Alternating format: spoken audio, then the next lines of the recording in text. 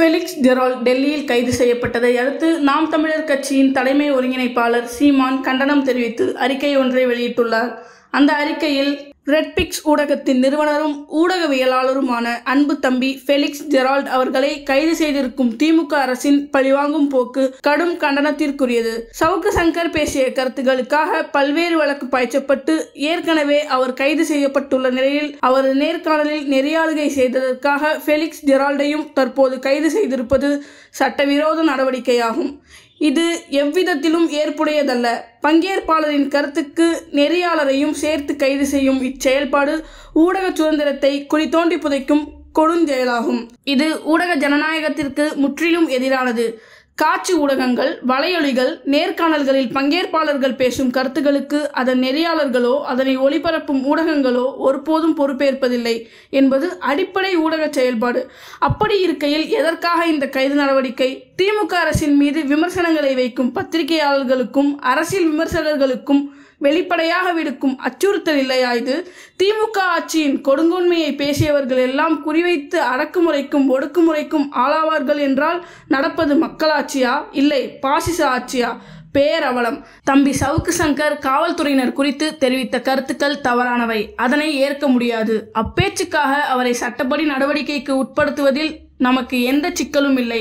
அதே சமயம் இதனை வாய்ப்பாக பயன்படுத்தி கொண்டு அவரை சிறைக்குள் வைத்து துன்புறுத்துவதும், அடித்து உதைத்து கையை உடைப்பதும், அடுத்தடுத்து பல பொய் வழக்குகளை பாய்ச்சி அலைக்கழிப்பதும் கொடும் அரசியல் பழிவாங்கும் போக்கு இல்லையா? தமிழ்நாடு முழுமைக்கும் போதைப் பொருட்களை புழங்க விட்டுவிட்டு சவுக்கு சங்கரின் வாகனத்தில் கஞ்சாவை எடுத்ததாக கூறுவது நம்பும்படியாகவா இருக்கிறது? எப்போது வேண்டுமானாலும் கைது செய்யப்படலாம் என்னும் நிலையில் இருந்த சவுக்கு சங்கர் தனது வீட்டிலும் அலுவலகத்திலும் வாகனத்திலும் கஞ்சாவை வைத்துக்கொண்டு சுற்றுவாரா?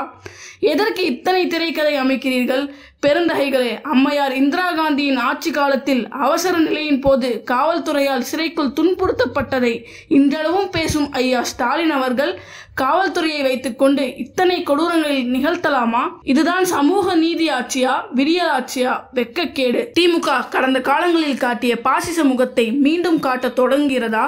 2006 முதல் 2011ஆம் ஆண்டு காலகட்டத்தில் நடத்திய கொடுங்கோல் ஆட்சிக்கு பின்னர் 10 ஆண்டு காலம் அதிகாரத்தை இழந்து நின்றது மறந்து போனதா?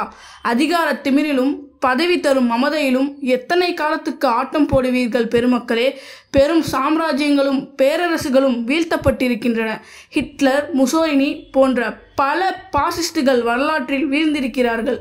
மக்கள் கொடுத்த அதிகாரத்தில்தான் நீங்கள் எல்லாம் இன்று உயரே நிற்கிறீர்கள். மக்கள் புறக்கணிக்க தொடங்கினால் மொத்தமாய் சரிந்து வீழ்வீர்கள். மிஞ்சி மிஞ்சி போனால் உங்கள் ஆட்டமெல்லாம் இன்னும் 2 ஆண்டுகள் தானே. அதற்கு பிறகு எங்கே இருப்பீர்கள்? ஆட்சியில் இருந்து கொண்டு அதிகாரத்தை தவறாக பயன்படுத்தி அடாவடித்தனமும் அட்டூழியமும் செய்யும் இது போன்ற பாசிச ஆட்சிகளையும் கொடுங்கோல் அரசுகளையும் மக்கள் கட்டாயம் தூக்கி எறிவார்கள் என ஆளும் ஆட்சியாளர்களை நான் எச்சரிக்கிறேன்.